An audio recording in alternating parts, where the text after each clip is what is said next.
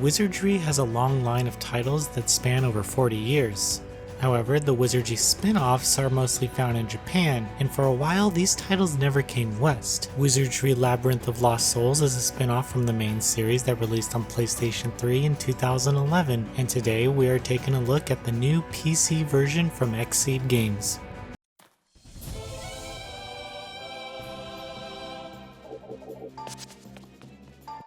Wizardry Labyrinth of Lost Souls takes place in the 100 Years of Athos, and peace reigns across the land. There are 3 factions that rule over the world who have built an alliance. However, forces of evil lurk and gradually surface in this new world. Many speculate that the return of dark times are near, but it is rumored that artifacts found in the lost civilization, Dragon, may hold some answers. Players begin by choosing a race amongst 5 that are available: human, elf, dwarf, gnome, and porku. They are then allowed to distribute points that automatically set their class. There are 8 different classes that range from fighter, mage, thief, and others, which will dictate your approach to battles. Each new level you can set points to 6 different skills, and it's highly recommended to pick them carefully. When recruiting or creating new units, it's essential to attribute the points to their primary class. As with its predecessors, Wizardry Labyrinth of Lost Souls is played from a front and rear line of active and passive skills. While traversing the dungeons, several enemies will make their stand. Battles are well balanced, with various ways to approach situations strategically. It is possible to grind experience a bit, but with different equipment and improved skills, it's not all that needed.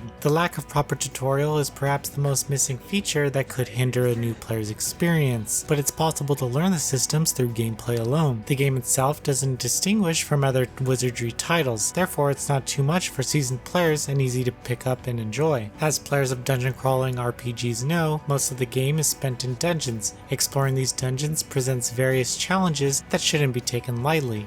Battles are random and depend mostly on location. Different dungeons will have you facing foes that vary in skill and ability. Throughout the game, new equipment and stronger allies make each adventure worth it, but to be fair, nothing was really improved or added from the PlayStation 3 version of the game. Some technical details were patched, such as the resolution, but everything else seems like the very same adventure. Overall, presentation is what you'd expect from a classic RPG with traditional and straightforward menus. The illustrations in the game are all detailed, with anime-like renders of the characters and enemies. Wizardry Labyrinth of Lost Souls is still locked at 30 FPS, which is a shame and shows how much this release barely had any rework done. That said, increasing the frame rate wouldn't change much outside of navigating through dungeons and some battle animations. Keyboard and mouse support are poorly optimized, but custom keyboard binding is available.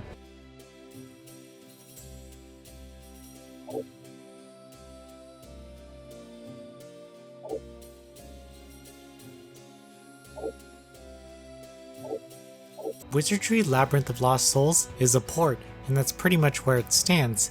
It doesn't add anything new to the franchise or to the dungeon crawling experience, but it's still a decent entertaining game.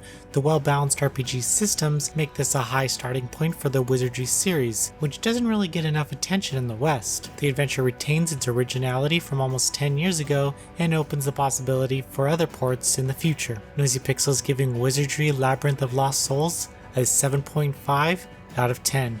Thank you for watching. Please read the full review at noisypixel.net. Noisy Pixel is run by a group of gamers who work hard to deliver news, reviews, previews, and more. Please subscribe to keep up with all our future content.